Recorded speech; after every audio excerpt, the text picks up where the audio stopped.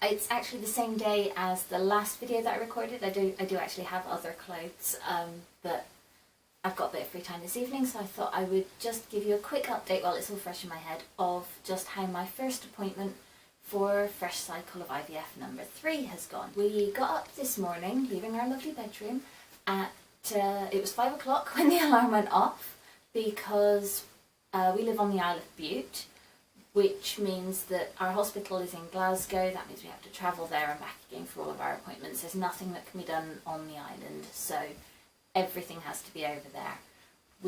And there's nowhere closer than Glasgow. Glasgow is the hospital that we're having our treatment at. So we were up at 5 o'clock. We had a quick drink. We took the dog in the garden. We got dressed. Our bags were all packed from the night before. It was a quick question of sort of grabbing everything and heading out the door. And we caught the 6:25 ferry, which got us over to the mainland. We then caught a train.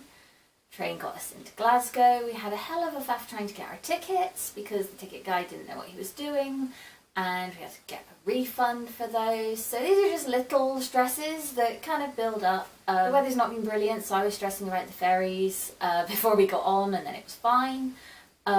We then headed out, caught a bus. So if you're keeping track, we've now had car, ferry, train and bus to get us to the hospital. We don't mess around here. We like to try all the methods of public transport that Scotland has to offer, plus our own. Got to the hospital, then had a nice walk through the hospital to get to the ACS clinic, which they're lovely in there. I really, it's not the sort of place you want to go, but if you have to go, it's a nice one to go to. The people there are really friendly. In fact, as we walked in, one of the nurses was coming out from the area where the staff do sort of embryo transfer, egg collection, that sort of area of the clinic. And she recognised us, she asked us how our journey had been. It's little things like that that really make a difference when you're having IVF treatment, because it's so easy to feel like you're just another person in the sort of conveyor belt that they're seeing. So a little personal touch really makes a difference. We were plenty of time for our appointment, so got checked in, went and sat in the waiting room. Everybody in the waiting room does that kind of awkward thing where nobody wants to make eye contact, and everyone's sort of wondering, why are they here? What's their issue? What's brought them here? Which I know I do it. I'm sure everybody else does as well. But then we got called through, and this appointment was really it's our first appointment, kind of picking up our first lot of drugs that we're going to be taking. I'm on what they call our clinic protocol 21, protocol 20, which I think is a long protocol. I know lots of people talk about long protocols, short protocols. It's not something I've actually ever really paid attention to, and since I've already done, we're following the same treatment plan as before, so since we've done it already, I've not got a sheet telling me what I'm doing.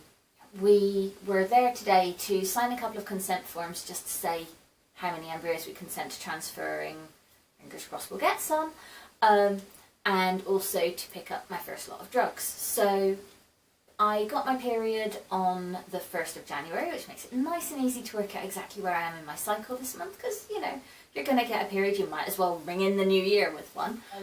I'd phoned the hospital on the 1st, obviously nobody was there. It's bank holiday, nobody was there on the 2nd. The nurses came back on the 3rd, but the admin team didn't, so I didn't get my appointment. I didn't make contact with anybody until about the 4th, which, you know, that was fine. We had a bit of phone tag because I'm at work when they're there. My breaks don't always make it convenient to speak to somebody because they're on their lunch, whatever. We made it in the end. I was told that I needed to come over to Glasgow to collect my metformin, which I believe it's got something to do with helping regulate ovulation and maturing your eggs. So I know I've taken it before. It's got some fun side effects. My usual ones I think it gives me headaches, it definitely gives me nausea, and it can upset your stomach. So they're the sort of the things that they warn you about. But what they do is they put you on it, certainly at my clinic, you have 1 week on a low dose, and then you double your dose for the 2nd week to kind of give your body time to build up, I don't know, a sort of acceptance of what you're putting into it. So that is going to start on day 20, which will be the 20th of January. We are due to start the metformin on the 20th, and then that will be one a day in the morning. And then on the 27th, we then have one. I say we, I mean I'm the one taking it. John has nothing to do with that side of things. He will be responsible for reminding me and checking I've taken my metformin. So we will then double the dose, so I'll be on one in the morning, one in the afternoon. They say to eat it with food because apparently that can help with, you know, not making you feel like crap when you're taking it.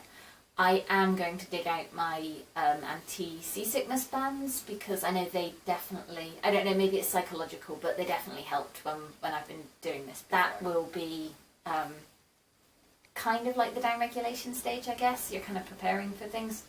I'm always a bit fuzzy on when down regulation is, and when I was on my treatment at the Nuffield Hospital in Glasgow, I had a Prostap injection, which I was like, oh, this is definitely down regulation.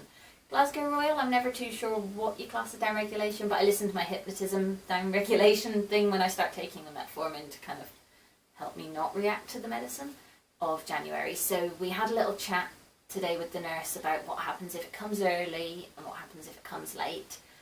I've got to have a scan on day 2 or day 3 of my period, which is the baseline scan, to make sure that my lining is thin, to check how many sort of follicles I've got going on in there.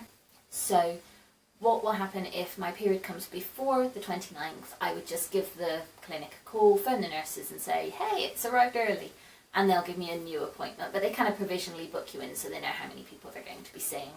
If I get to the 29th and there's no sign of it, I'll just phone them up on the 30th and say, it's not arrived yet.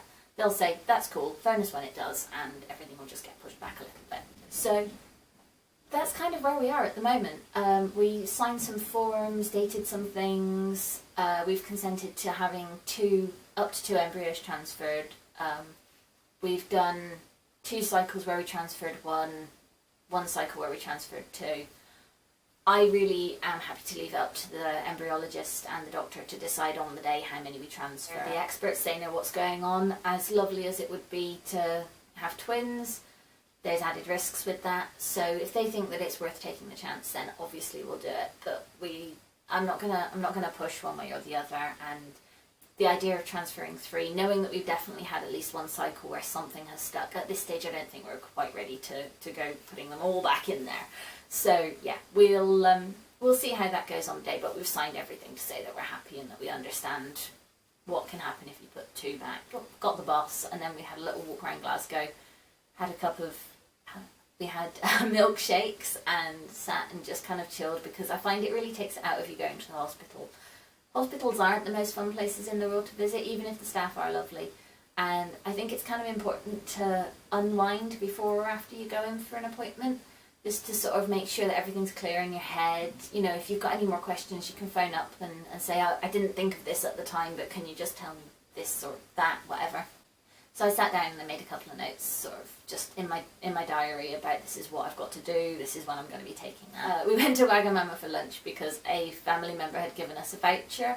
So yeah, it's sort of, it's not something we're going to do every time, but it was a nice way to kind of make us feel like we were getting the cycle off to a good start. You know, we had a good day. We didn't actually do any shopping or anything. We didn't go wild. We were mostly just sort of walking and talking and sitting and eating and drinking and chatting. And yeah, I think sometimes you need to do that. Sometimes it's okay to have a quick appointment, go in, go out, get back to normal life, especially when you're actually in the throes of it and you just kind of want to, I don't know, just carry on like normal. But sometimes it's nice to kind of recognise the fact that you are doing something big and different, and take a little bit of time to sort of recognise that, I suppose. So yeah, that's kind of where we are now. That's where I'm going to be for the next 10 days. So at some point around about the 20th, 21st-ish, I'll probably get another video up just saying, this is how I'm feeling while I'm taking my metformin. And if not, if I'm feeling fine, I guess I probably won't make a video because there's nothing to say. But at some point at the end of January, we'll be going back to the clinic. I think at some point I might make a little video just showing you this is what our journey is like, because I think that might be fun. So if you've got any questions, any comments or anything, please feel free to fire them away. And yeah, I will catch up with you soon. Okay, bye-bye.